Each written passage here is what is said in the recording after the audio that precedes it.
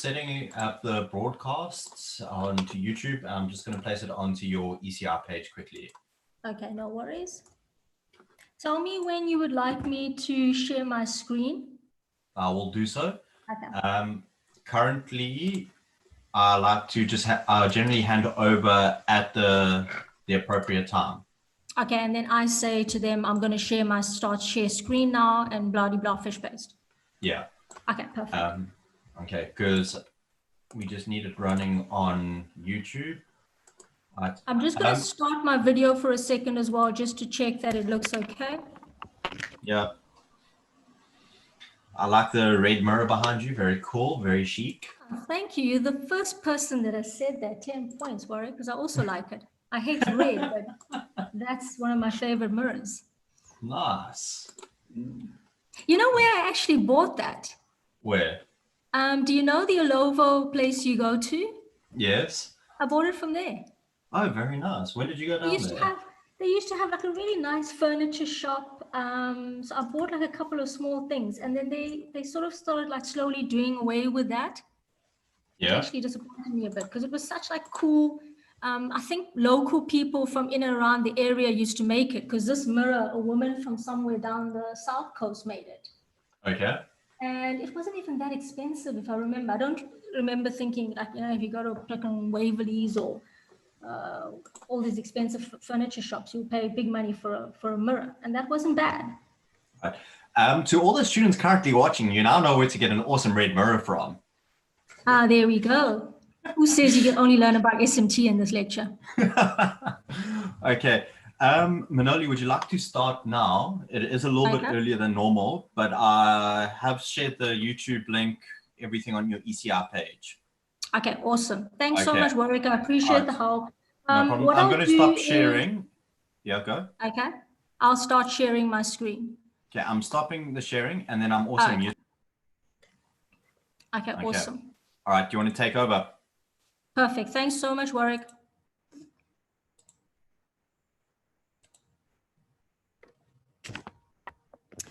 Okay, good afternoon, fourth years. For all of you that are participants, thank you for taking the time to actually join us on this first of the live lectures.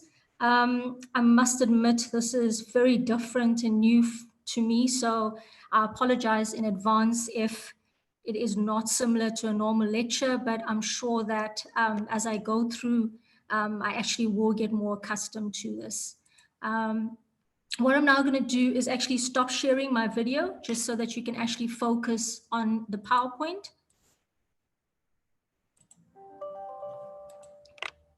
Okay, so I know in my message I said that the focus for this particular lecture is going to be on the assignment. And the reason I decided on this is the due date for the assignment is coming up, and we're going to look at what that due date is. But just before we start focusing on the assignment, I'd like to take a few minutes to actually just discuss the revised assessment weightings. Okay, so this table is exactly the same as the table that is in the revised assessment guide that is on ECI, but I have had a few questions about it, so I thought that I will take a few minutes and just go through the revised assessment weightings. Okay, so by this stage, you should all be fully aware that all semester one modules are now CAS modules, so there is no examination. So if you look at the bottom, you will see that the exam is weighted 0. So what I've had to do is actually increase the weighting for the assignment. So for those of you that are still working on your assignment, please note that it now counts the most towards your final CAS mark. So it is 40%. For those of you that have submitted it and after this live lecture, you would like to go back and rework on certain aspects, please remember that you have 3 submissions, so please feel free to do that as well. The assignment marking will only start once the portal has closed, and we are not currently marking any assignments that have been submitted. So you're more than welcome to, after this live lecture, go back and rework anything, because out of all the tasks for SMT, the assignment is worth the most. The other assessment tasks you will see on this table is the 2 online tests. So the first online test closed yesterday at 8 o'clock, and I'm glad to report that the majority of students completed that.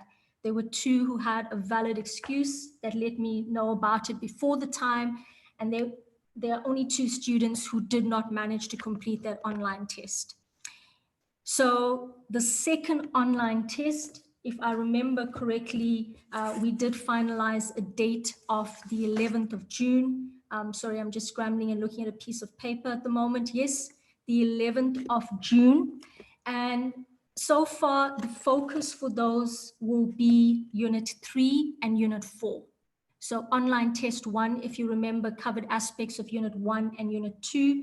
So what we will likely do, I may change this going forward, but for now, start your revision, and I would suggest maybe finish the assignment first and then start your revision with regards to Unit 3 and Unit 4 for the second online test on the 11th of June. With regards to Unit 3, please, you would have noticed that I have highlighted Unit 3 on ECI. So there is the normal PowerPoint with the detailed notes about Unit 3 content. And then there is also a voice-over PowerPoint that Mrs. Jardine did before she left SMT that I have uploaded to ECI as well. I haven't finished the self-study questions as yet, but I will try to do that by the end of this week. So maybe after you submit your assignment next week, please take the rest of the time next week to do the self-study questions that will be, the focus will be, sorry, Unit 3. And then next week's live lecture, I will focus on Unit 3 and look at some of those questions that are part of the self-study. Okay, and then the last assessment task for this module is class task. You will notice that I have not mentioned anything about that thus far. In my head, I sort of worked out that it would be better to let you focus on revising and completing online test 1, complete your assignment, and then we will look at class tasks. So far, the way I'm planning your class tasks, it will be towards the end of the semester. So we'll be looking at maybe the last 2 weeks of June after online test 2, and I'll probably give you a quiz on Unit 5 and then probably a discussion forum on Unit 6. But I have not finalized any of these issues, and I promise that as soon as I do, I will communicate that to you on ECI. So what I'm asking is for you just to be patient with regards to details about the content of online test 2. For now, we'll work on Unit 3 and Unit 4, and the class tasks will be centered around Unit 5 and Unit 6. Warwick, sorry, are there any questions at this time from any of the participants?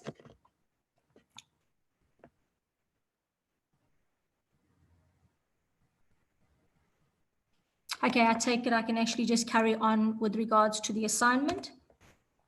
Okay, so all of you are fully aware of what the topic in the assignment is. So I've just added this slide in terms of the due date. So please, the due date is absolutely important. Please stick to the due date, and it is, like I've communicated to you on ECI, it is Monday, 25 May 2020. I have had an email from a student today with regards to the grace period. Please, the grace period is not the due date for the assignment. You would have been communicated about this by other lecturers as well. The grace period is for students that are experiencing, for example, connectivity problems on the 25th. It is for students that may have submitted on the 25th and found their plagiarism similarity index to be more than 15%, and now they have this 24-hour grace period in which to correct that plagiarism similarity index, for example. If you wait for the grace period to submit your assignment, you're going to find that if there are problems within that 24 hours, you may not be allowed to submit your assignment. So I really do urge you to focus on the due date as Monday, the 25th of May, 2020. Okay, and then I've just put up the total marks being 100, and then the focus for the assignment. Everything about the assignment should be focused on management leadership style of a principal and how that affects the culture of teaching and learning as well. So to give you an example here that you can think about, a few students have over the past few weeks been emailing me their assignments and asking me to look over it, and I have looked over it very briefly. Unfortunately, I will not be able to do that any longer as I'm currently swamped with marking. So that window of sending me your assignments is now closed. But a student, for example, had Maslow's hierarchy of needs as one of their theories of motivation. And then in terms of processes and actions, went on to talk about how Maslow's hierarchy of needs can be used by teachers to, for example, better motivate learners. And my suggestion to her was rather look at how this theory can be used by the principal to motivate the teachers, because motivated teachers can go on in turn to motivate learners. So everything that you write about in your assignment, please make sure that you focus on how something can be used by a principal to change the culture of teaching and learning. So it needs to start with the principal addressing issues with the teachers, which will finally change the culture of teaching and learning.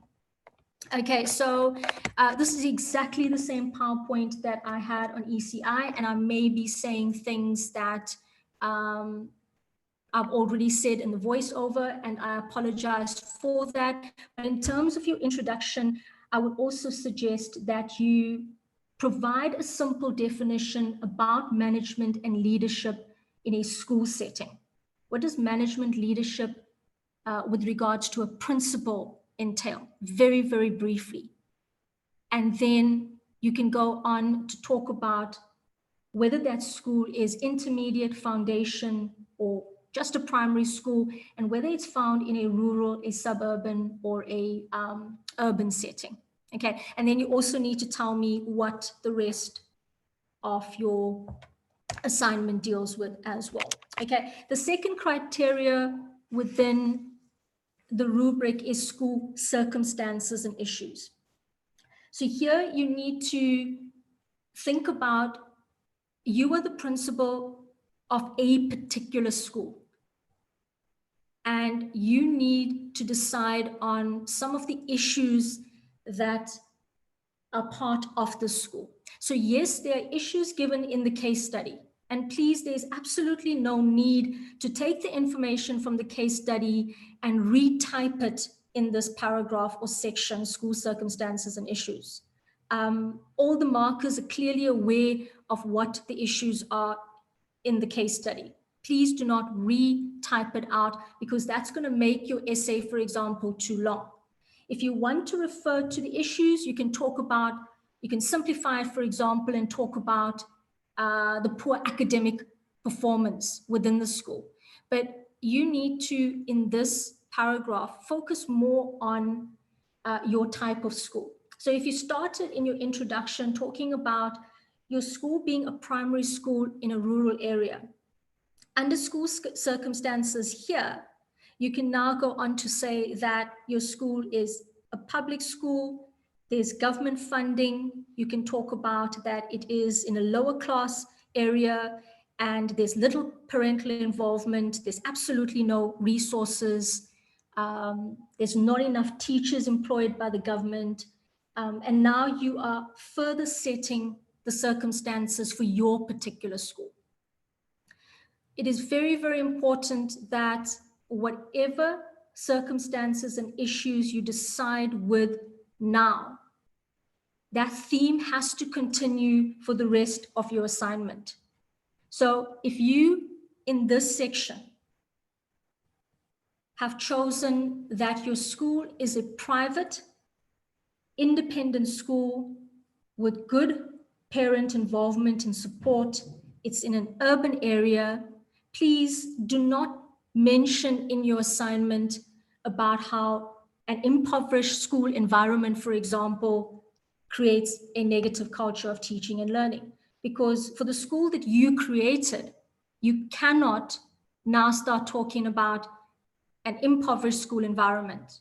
Generally, a private school in an urban area is not facing an impoverished school environment, and this is not resulting in a negative culture of teaching and learning.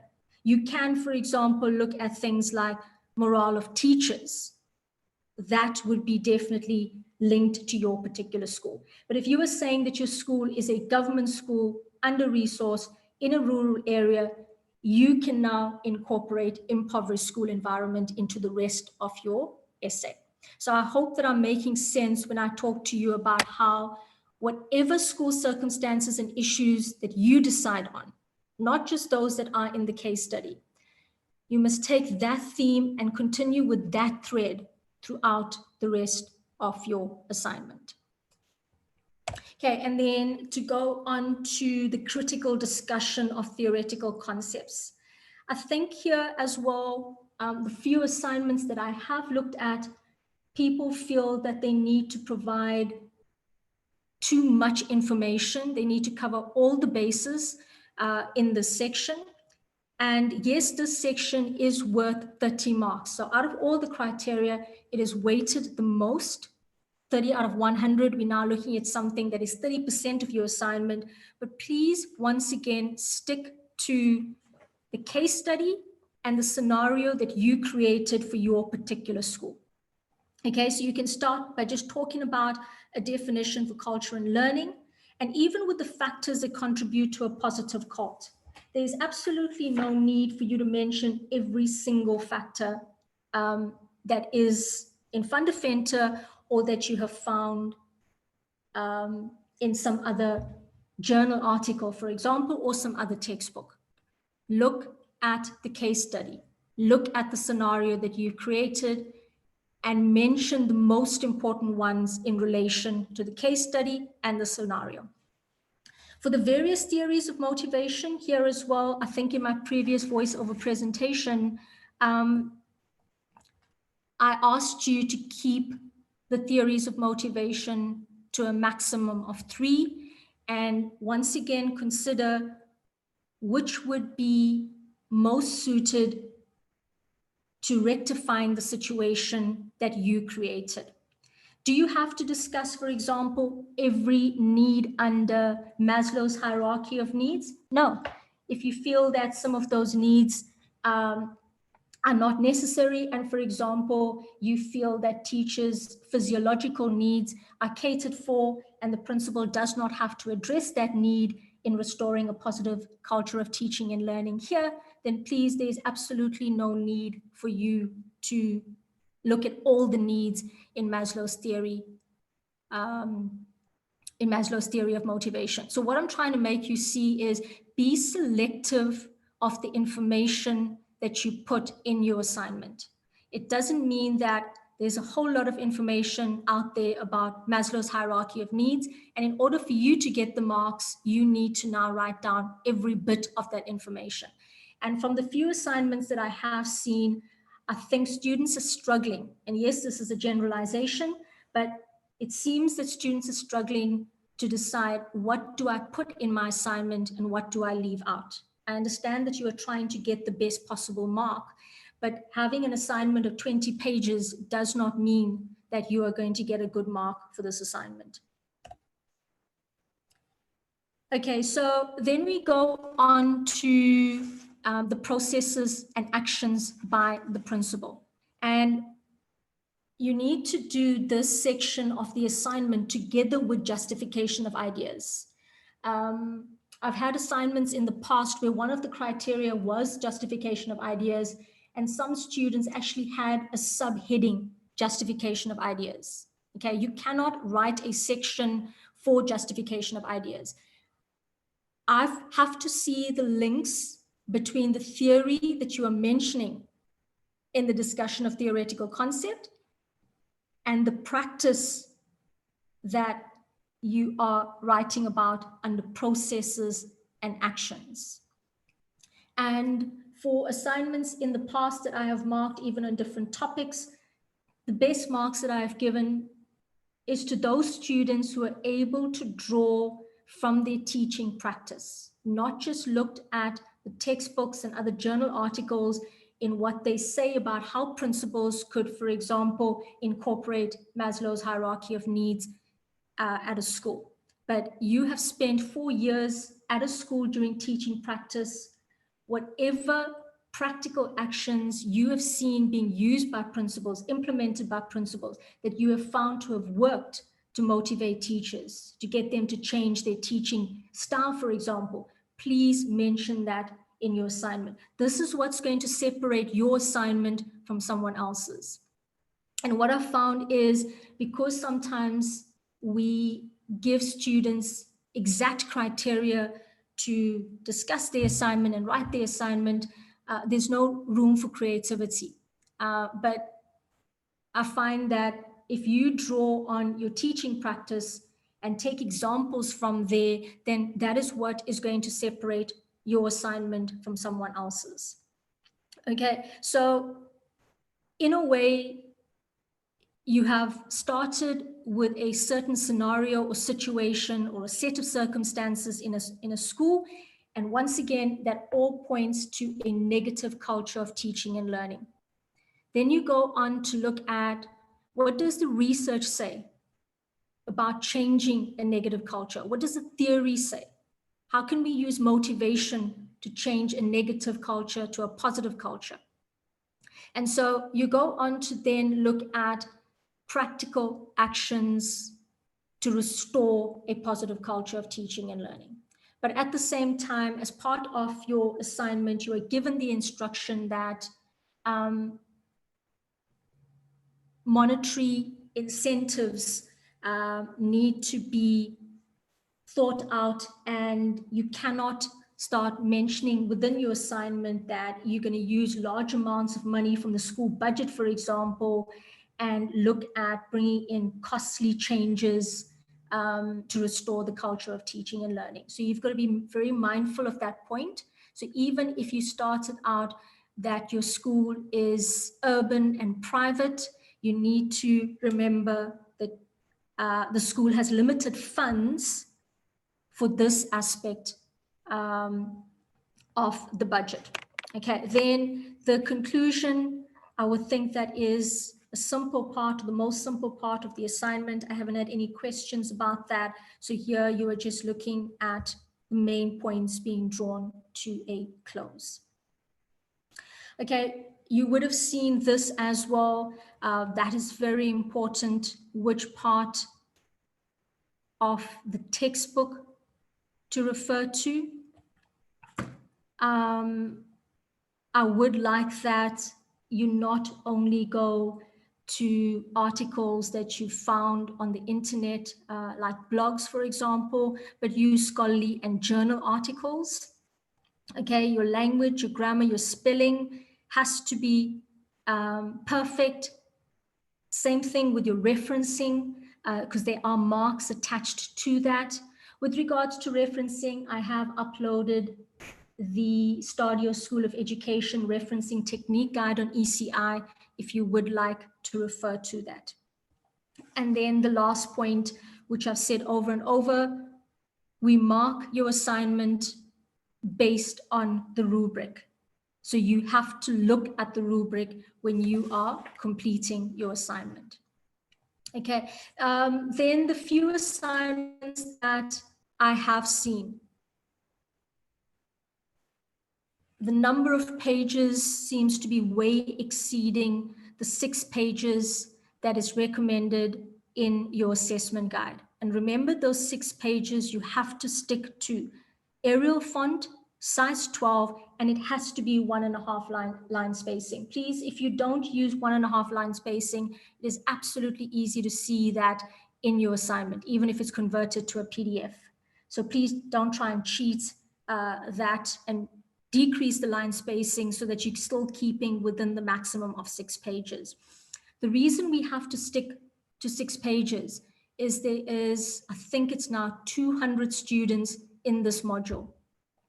If each of you have to write an assignment that is now 10 or 20 pages, you can do the math in terms of how much reading the markers will have to get to.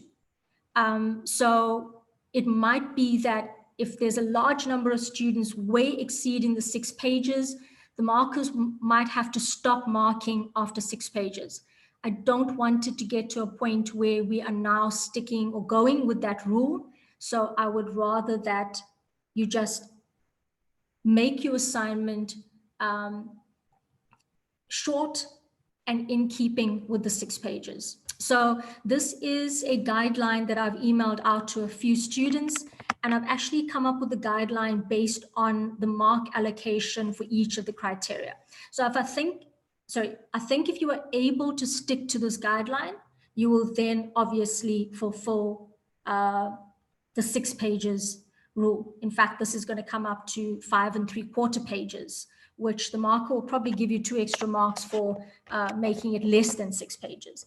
I'm just joking, but if you, for example, stick to half a page for the introduction, there is no need for you in detail to tell me what you're going to be doing for the rest of your assignment. Try to make that part of it short as well. 1 page for the school circumstances. Once again, like I've said, there is no need to retype everything from this case study into this section. We can read the case study. You can summarize the issues in the case study here. 2 pages for the theoretical concepts. So once again, just to reiterate, you don't have to mention every single factor needed to develop a positive culture. If you stick to 3 theories, you don't have to mention all aspects of those theories needed to motivate the teachers. Look at the relevant aspects of those theories and only discuss those. I've obviously put down 2 pages for processes and actions, because this is the part that you're going to incorporate your justification of ideas. It is in this part of your assignment that you're going to draw from your teaching practice experience. And it is in this part of your assignment that you're going to mention examples from your teaching practice.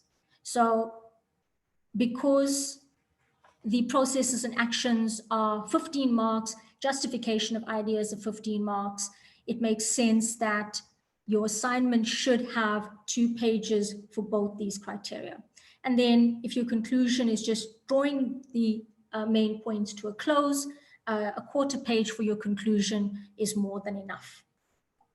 Okay, and then the last thing that I've got to share with you in this session is I have put together a set of frequently asked questions.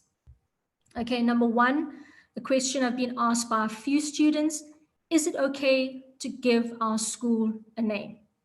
Yes, as long as that is a fictional name. I don't want you to use the name of a school that you have been to, for example, teaching practice. I don't think it's ethical for us to be discussing in an assignment about factors that you have now witnessed in a particular school. So you're welcome to make up a name for the school that you are the principal of. Another question that I've been asked regularly over the last couple of weeks: should we have headings to indicate the relevant sections of the assignment? Okay, so this is an essay, and the general rule in an essay is there should not be any subheadings.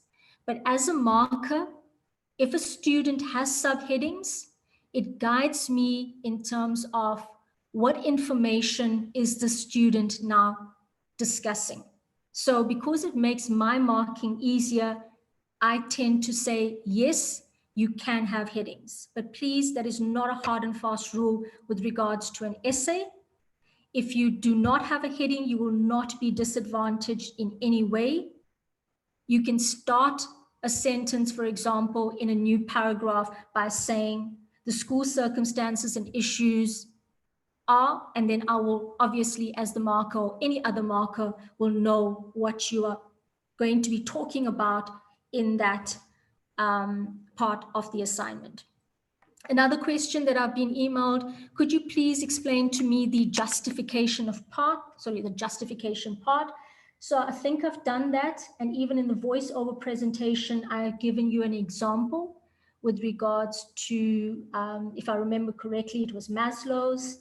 But say, for example, you mentioned Herzberg's two-factor theory of motivation as part of the theoretical discussion, and you talk about post-enrichment as part of Herzberg's theory of motivation.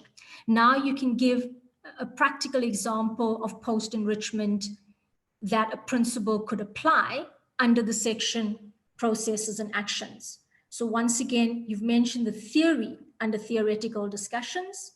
You're providing a practical action of that theory under processes and actions.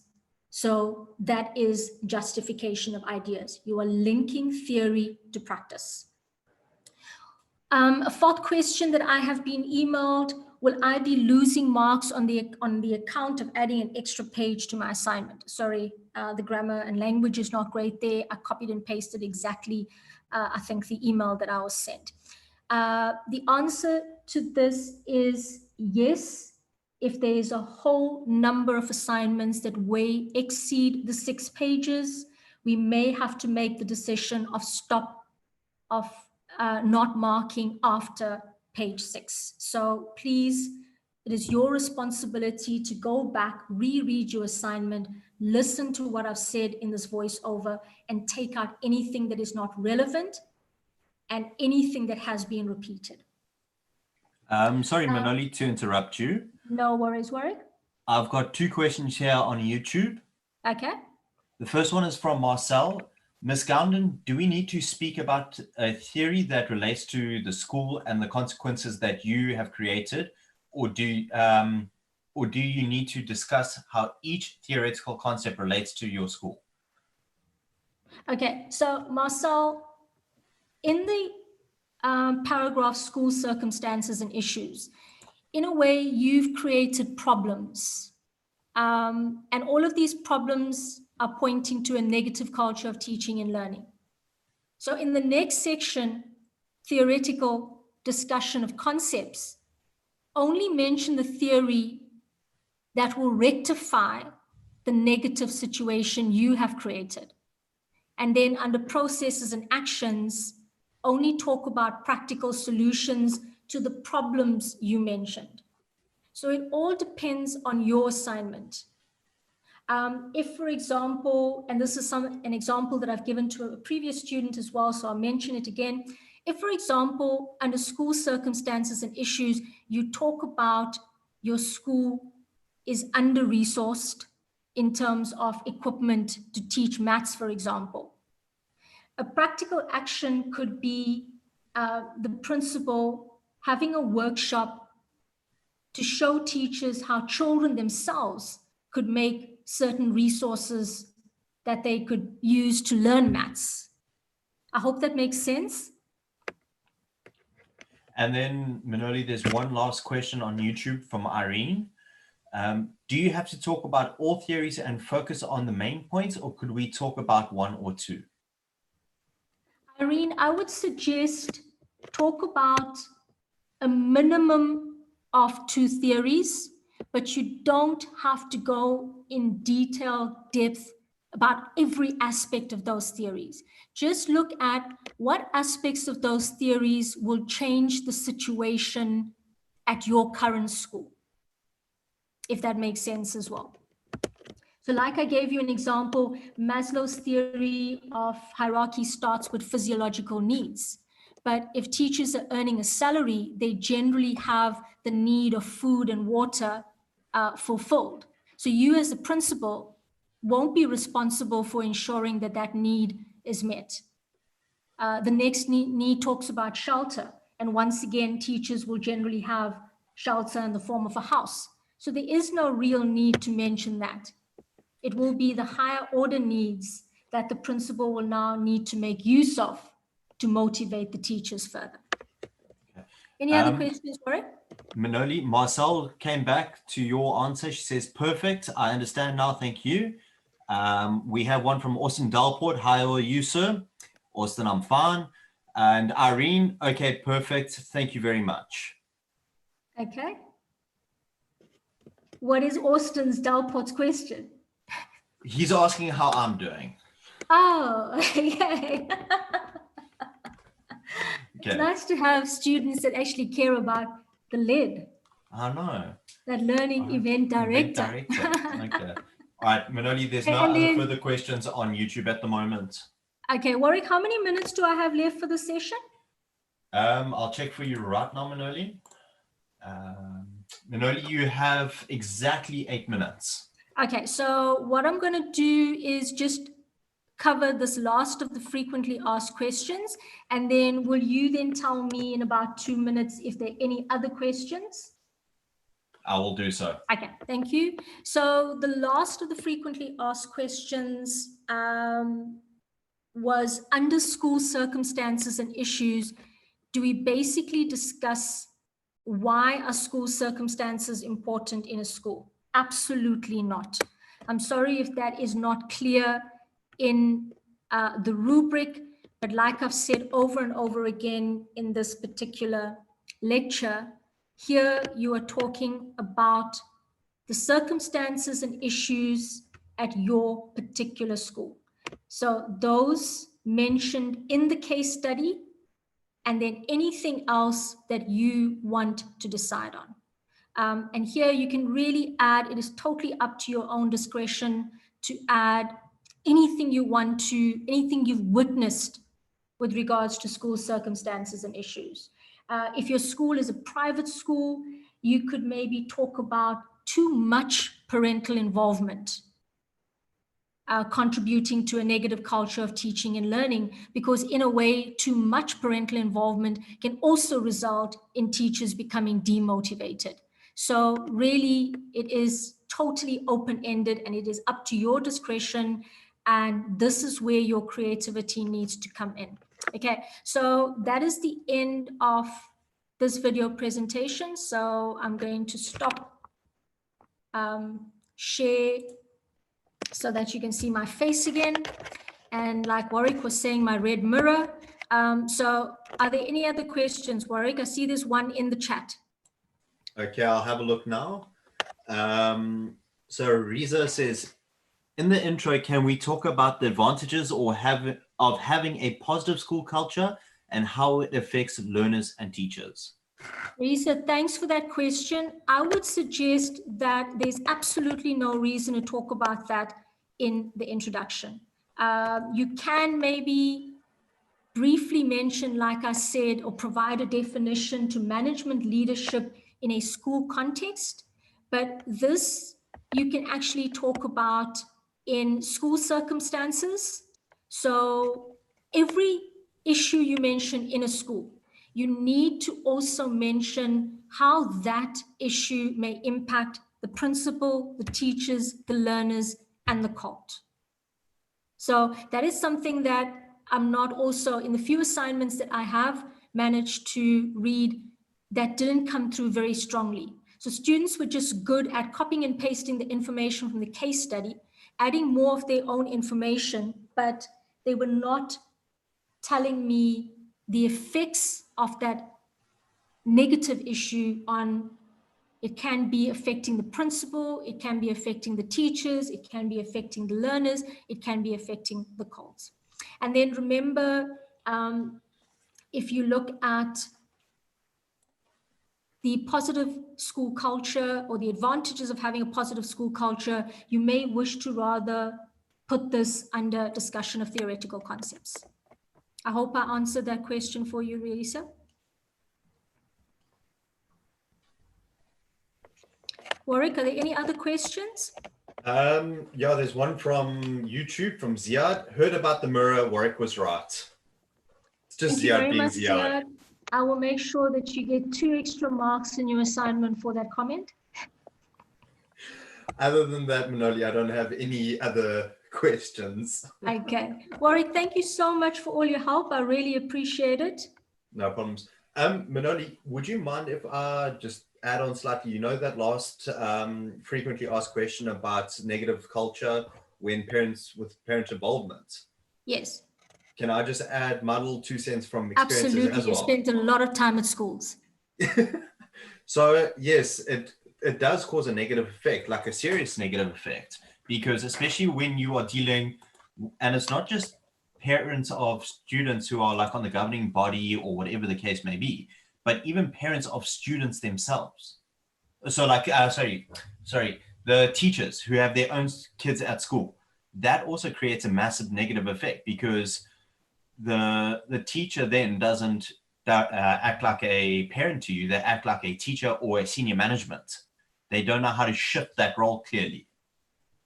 Yes, I do agree with that. I think our fourth years will start to experience those challenges themselves once they actually become teachers at a school. I think in terms of being a student teacher, you might not take note too much of how parental involvement affects the culture of teaching and learning. But that's a good point. Thank you so much, Warwick. Okay. We've got two last messages from YouTube. Austin Delport, by far the most interesting webinar. Ziad, also your first, Austin. So Austin, you can't actually comment because this is the first webinar you've been a part of. Oh, yeah. The joys of live lectures. But thanks, guys. Yeah, other than having to talk to a screen, at one point I didn't know whether anyone was listening and I was droning on, which I apologize for. Yeah, other than that, I think it went quite well. And I thank you for your participation. All right, thank you, Manoli. And to everyone that's watching on on Zoom and YouTube, please note that the recording will be available on your ECR page. So if anyone has missed this webinar for whatever reason, you can just direct them to your ECR page. Thanks so much for clarifying that as well, Warwick. I appreciate it. I will see you later today. Hold on, Manoli. I see we've got a chat. So I'm just trying to find where it's gone on my laptop. Okay, hold on. Yeah, I can't get the chat up for whatever reason. I see it from Gabriella Sethi. Yeah, She says, yeah. thank you, ma'am. You provided great clarity. Thank you for that feedback, Gabriella. I appreciate it and glad to help. Hold on. Marcel's asked one question here before we go. Okay. Warwick, is it not normal for a teacher to take on the role as the parent if there is not a parent involved? Marcel, I'm assuming you're saying if the child doesn't have any parents and a teacher is taken on the role as a foster parent. It's still a case of some teachers don't know how to differentiate between being the teacher and being a member of management as opposed to being a parent. They sometimes, just as far as I see it and as far as I've experienced it, that there is no differentiation between the two. They can't compartmentalize the two different areas. I don't know if you agree with that, Manoli? Yes, I think that if you are a teacher at a school and you also have your child at that school, it can't become that you micromanage or you try to micromanage your children's teachers. I think there needs to be a distinction between you are the parent of that child and his teachers or her teachers are the teachers. So the final decision with regards to things rests with the teachers, not with you as a parent, even though you may be a teacher at that school. Yeah, I agree. Okay. All right. Warwick, thank you, very much for all the help. I will see you later today. Yes, you will. Okay. Thank Okay. you. Thanks, Bye-bye. Manoli. Bye. Bye-bye.